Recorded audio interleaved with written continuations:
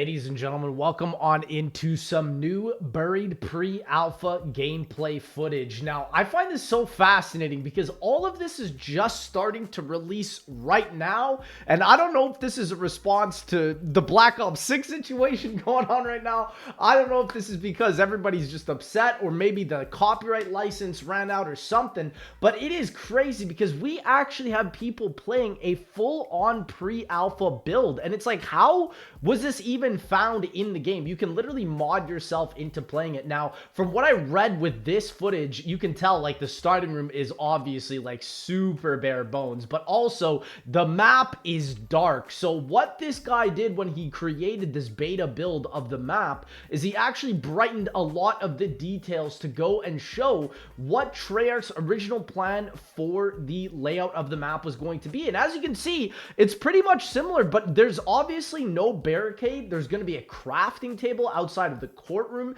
Jug and obviously Double Tap weren't ready at this point in time because we know that Double Tap was going to be in there. Quick Revive was going to be where Voltrade is. It's so bizarre. And then also Speed Cola was actually put into the courthouse. So it's crazy considering like they literally had this mapped out and in the game build, yet for some reason we were not able to access this for a very long time. And also I have a bunch of screenshots. As you can see, there's like a whole other level of the mansion here. It's like so bizarre what I'm looking at. It's like a completely different map. So yeah, I'm kind of wondering again why all of a sudden this is all coming out, because Black Ops 2 released in 2012.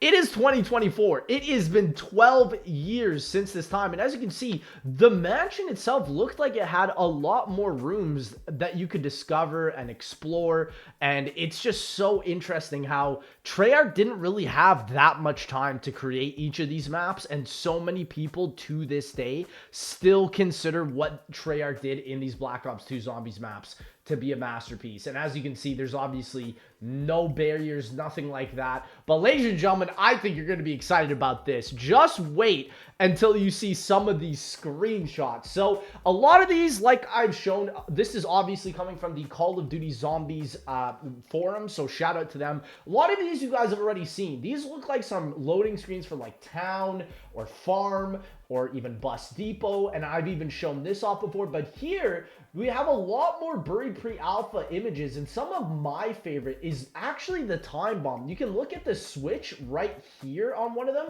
and it looks like he's holding a lighter. It doesn't even look like an actual piece of equipment in the game yet. And so yeah, it's so fascinating because as each map comes out, there's always so many different processes. And here you can see the lighter image that I was talking about. It literally looks like he's holding some sort of weird lighter. It's so bizarre. The Paralyzer also in its pre-alpha state just looked absolutely horrendous. But I mean, it still looked pretty similar. The subwoofer was actually what it was initially supposed to be called, because you can see it in the pre-alpha image with this like clip art image, which I just think is so funny. And then here, obviously, you can see how the whole bank system was going to work, the fridge as well. And then also the time bomb was going to actually look more similar to the dynamite that we saw back in Tog der Toten, which I find interesting. You can also see that he's holding the lamp in these gameplay shots. So it's pretty cool. And then this is my favorite one. Leroy was originally just a big version of a transit zombie. I mean, that's just hilarious. So I love that. He's holding the crawler, and you can tell like they had big plans with Leroy right from the beginning. And so I really hope that we also get to see more of this coming on. Also, you can see almost like a pre-alpha shader icon of what Voltrade initially was going to look like, which is pretty much what we got in Black Ops 2. I mean, they pretty much did the best they could. It looks like PhD Flopper is sitting here on a table. It is so bizarre what's going on. And then also, here are some crazy pre-map selection for Black Ops 2, which I've also never seen. They're similar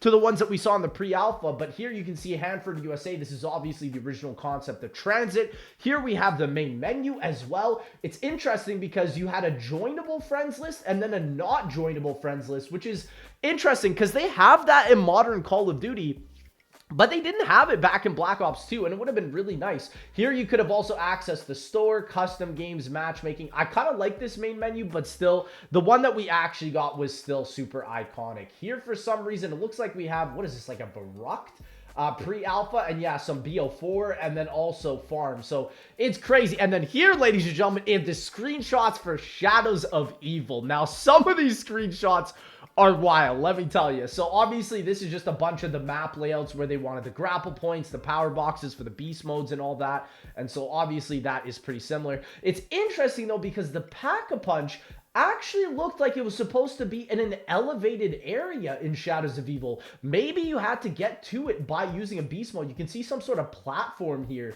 And so I kind of wonder what happened with that idea, because they scrapped that and put the Pack-a-Punch at the bottom of the map. So pretty interesting there. And then also here you have Juggernog. But one of the coolest parts is you actually have some versions of the pre-alpha beast mode up in here. Also double tap is here as well. Speed Cola, yeah, they knew that they were gonna do some interchangeable stuff all the way back then. Look at the beast mode fountain. That is just so funny. The tentacles just look so bad. But what's also crazy is I have a screenshot in here that shows that the tentacles were actually the turned animation from Black Ops 2. So we'll see if we can find that. But I actually tweeted it out because I thought it was so funny. Look, you can see here, he's got his like claws out like this. Bro looks like Sabo from One Piece, man. That's crazy. And then here, obviously the beast mode fountain, the boxes. It's just so unbelievable, because you have to realize as well that this actually was initially built on the Black Ops 2 engine, which is why you can see screenshots here with like the hammer, which were never actually in the map. Here you can see like the beginning concepts of the rituals. The gate worms were literally just like a spiral. I just think that's so funny, man. Like going back and seeing this. And then these beast mode shots, it's just like, what the heck is going on? But yeah, they had the concept of obviously having ritual items and then putting them on here. Obviously, the boxing gloves look a little funky. The gate worm is literally just a cone, bro. But again, pre-alpha is always interesting to see. And so again, you have all of the rituals here. And yeah, I don't know if the Shadows of Evil version is playable, because it doesn't seem like it. It looks like these were just screenshots someone picked up at some point. And then, yeah, I just find it so interesting that the Pack-a-Punch was initially designed to be in the top of one of the buildings. But also here, you can see a concept of the actual Pack-a-Punch room. So this is probably like later on in development and how it opened up the portals around the map. Very interesting. Here it looks like the sword statue where you grab the swords. Probably one of the early Cthulhu statues. It's just the guy sitting down. Widow's Wine as well. Yeah, so it's very, very fascinating to actually see some of these come to life after all of these years. And like I said, why this is all deciding to come out right now is so funny. And here, this is what I posted on Twitter. This beast mode just looks so funny. It literally looks like the turned attacking animation, but he's using the shock feature. So yeah, it's pretty cool. And then also, these are some pre-alpha images that we've seen already. The Dragon Network controller, they had this plan literally before BO3 came out. So Grod Crovey was going crazy. And then obviously the Gobblegum. I still kind of do miss the way the Monty's Factory looked like in BO3. It looks so cool. I think it is obviously a little bit better than the BO6. This one looks like some pre-alpha version. Like that coin icon, I think is literally from Mario. Like it's just insane how they had this looking. And then yeah, if you guys didn't know, BO3 Zombies was supposed to have difficulties and then also player customization where you can change your skin and apparently even the color of your skin, which is pretty cool. Here's some beginning concepts for Zetsubo Noshima, Drak with a multiplayer bow in that. Like it is so interesting how long they've had this. And this screenshot even looks like probably one of the only Cold War pre-alpha screenshots we've had. And in my opinion, the HUD kind of looks clean in the pre-alpha. Like, what happened to that, you know? It really sucks that they've kind of gone away from this whole, like, dark ether aesthetic. But yeah, a lot of these images are really fascinating. And then here also, this is what we saw literally a couple days ago releasing with the pre-alpha origins, and this is obviously what we saw, a bunch of boxes under the map and stuff. So, and this is so cool because this is just a concept of how Treyarch designed these BO2 maps, like the zombie maps. And I just wish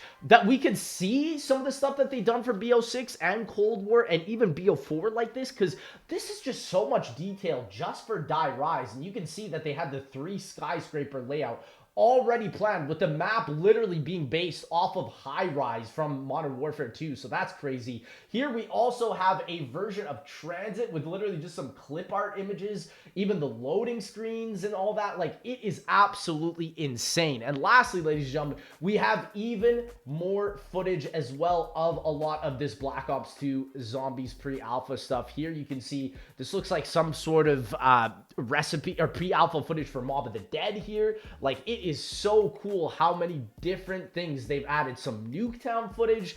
How did this all come out all of a sudden, man? I don't even get it. Acid ammo is gonna be in Transit, bro? Like, what the heck? It's just, like, Black Ops 2 is one of those games, like, even though so many people remember it, also, look at this. He's holding the fire staff on Mob of the Dead. Like, what the frick is going on, man?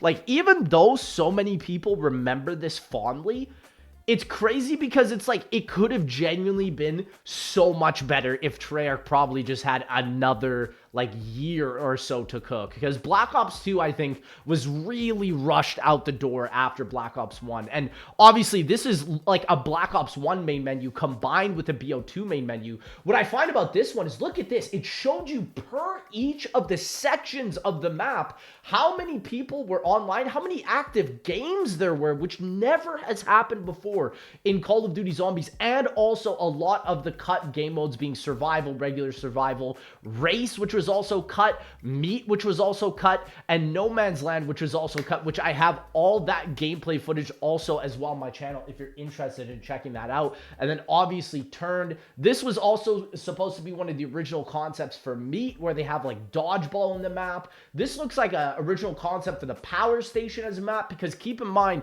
Transit was supposed to be playable in every single section of each of the maps. And honestly, a lot of these like pre-alpha or beta loading screens that they had for each of the sections of the map literally look better than what we got. But ladies and gentlemen, honestly, let me know if you guys would like me to cover some more pre-alpha gameplay footage. I don't think I can actually go out and play it, because obviously I know Activision would probably go crazy at me for that. But ladies and gentlemen, let me know what you guys think of this, because this is really cool, and I'll see y'all in that next one.